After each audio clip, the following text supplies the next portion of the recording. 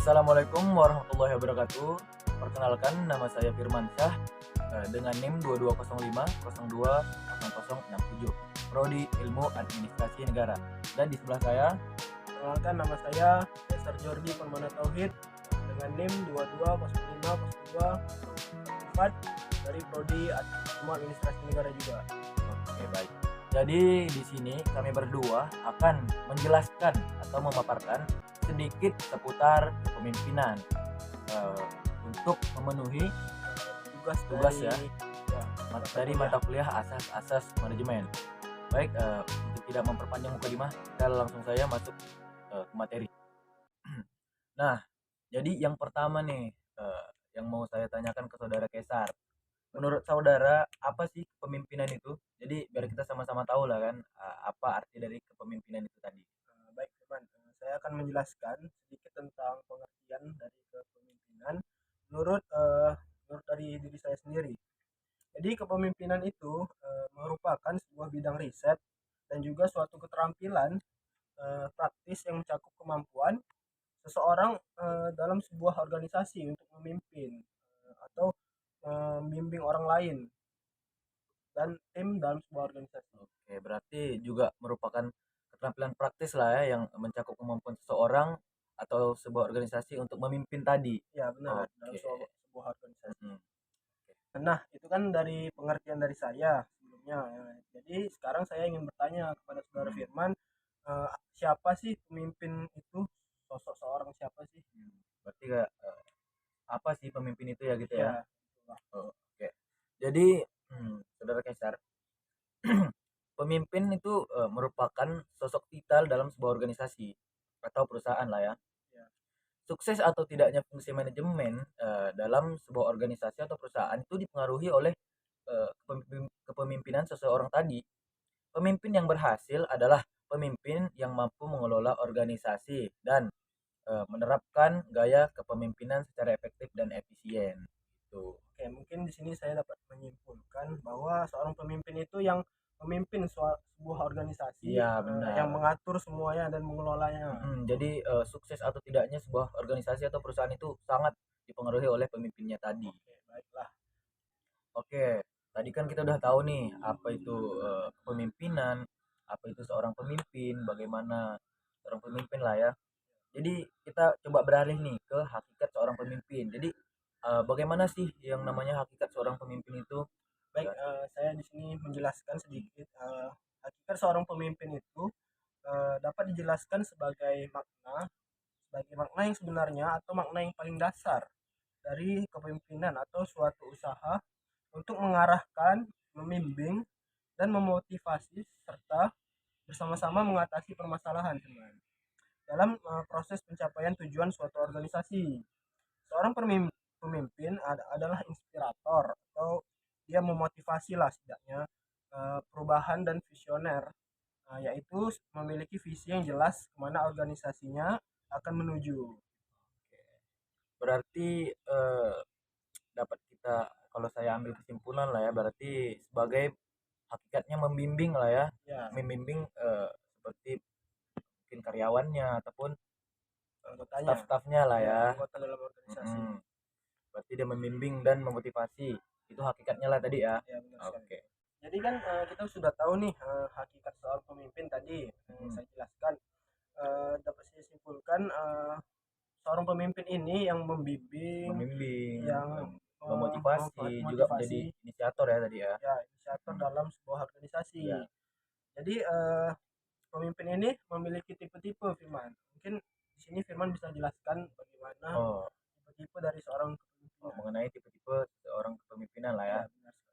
Kalau bicara soal tipe itu seorang pemimpin atau kepemimpinan itu pasti punya tipe-tipe, karena dengan berbedanya karakter dan sifat seseorang, ada banyak tipe kepemimpinan yang bisa dimiliki oleh para pemimpin di dalam organisasi atau perusahaan tadi. Salah satunya atau sebagai berikut lah ya, saya jelaskan. Yang pertama itu adalah kepemimpinan karismatik. Para pemimpin yang memiliki kepribadian karismatik adalah sosok yang memiliki kepribadian yang kuat, menghargai nilai-nilai positif tadi, dan mampu mengubah arah pandang karyawannya untuk menjadi lebih baik lagi. gitu. Lalu ada lagi nih yang Ada lagi kedua, tuh. kepemimpinan otoriter.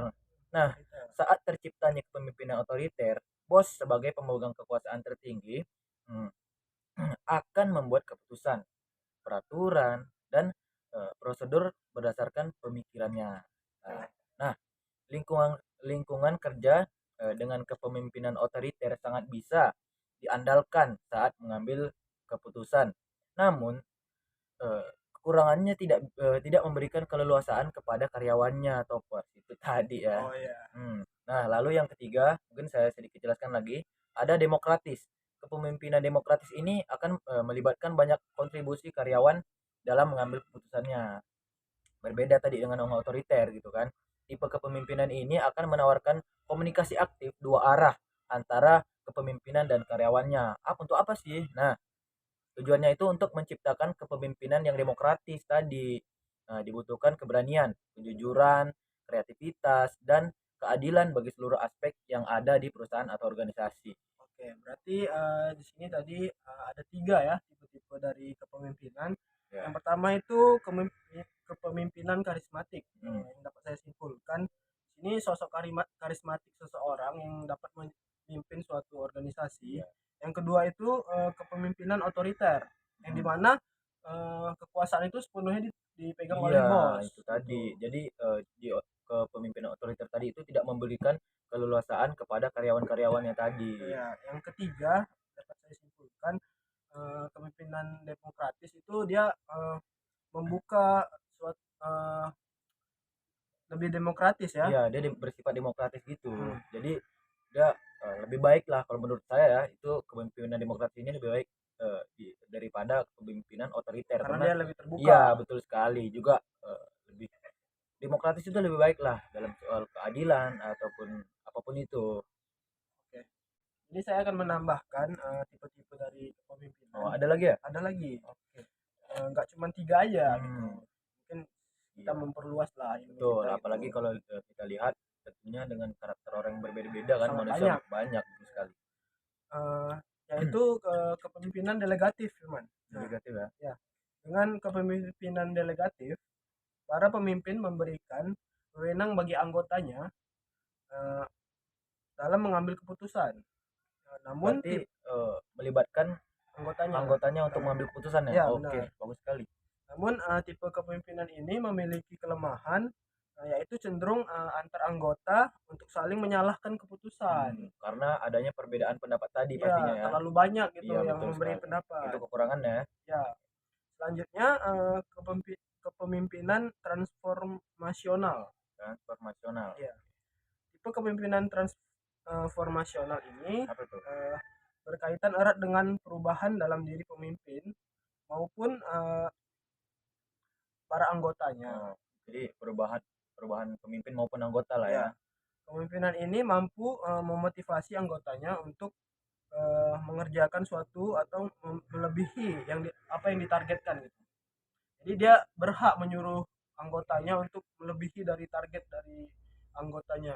Bagus ya. Apalagi kalau kita lihat memang itu memang tadi juga seorang pemimpin yang dikatakan bahwa menjadi pembimbing, motivator, bahkan menjadi inisiator sebagai untuk karyawan-karyawannya tadi ya. Tapi sini saya melihat kelemahan karena Ada kelemahannya. karena Oke. bos itu sewenang-wenangnya nanti bakalan Hmm. menyuruh anggotanya itu untuk mengejar target yang melebihi dari target sebelumnya gitu. Ya. Jadi suka-suka dari bos gitu.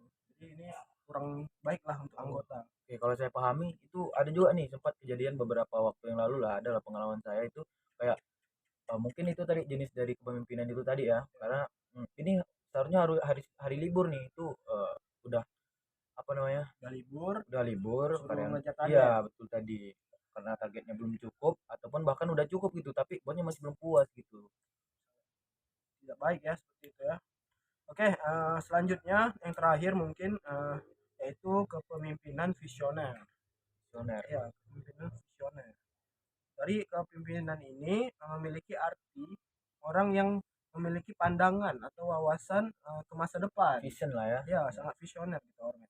Nah, dengan kepemimpinan visioner ini, para pemimpin selalu berusaha berusaha mewujudkan visi misi yang dibuat oleh perusahaan. Jadi selain itu, pemimpin ini selalu berinovasi dalam mencapai target yang telah ditemukan. Jadi dapat saya simpulkan, kepemimpinan visioner ini dia melihat masa depan, apa yang terjadi di masa depan, dia bakal membaca. Berarti eh, memprediksi lah ya Ya, dapat apa yang memprediksi. kira-kira bakal terjadi gitu di masa depan Ya, dan dipersiapkan lah matang-matang bahwa jika antisipasi sangat. lah ya, Ya, sebagai antisipasi kalau jika nanti hal yang diprediksikan terjadi gitu ya. oke. Oke, tak terasa nih udah beberapa menit kita membahas soal kepemimpinan tadi nih saudara Kesan. Iya. Jadi memang seru ya belajar sambil Oh, berdialog itu. iya, Jadi tak terasa ya, walaupun kesannya santai tapi ilmunya dapat gitu ya. ilmunya dapat. Oke. Walaupun sedikit, tapi kita sembari belajar bersama-sama gitu. Sambil sharing juga kan ke teman-teman yang nonton nih. Gitu. Jadi mungkin itulah tadi yang bisa kami sampaikan, bisa kami sajikan kepada kawan-kawan. Terlebih terkurangnya kami mohon maaf. Semoga mudah-mudahan video yang kami buat ini bisa bermanfaat ke orang banyak lah ya. Iya, Oke, menjadi semuanya. pengetahuan bersama juga. Oke, sekian saya Firman Syah, Saya Cesar Jordi. pamit undur diri. Assalamualaikum Warahmatullahi wabarakatuh. wabarakatuh.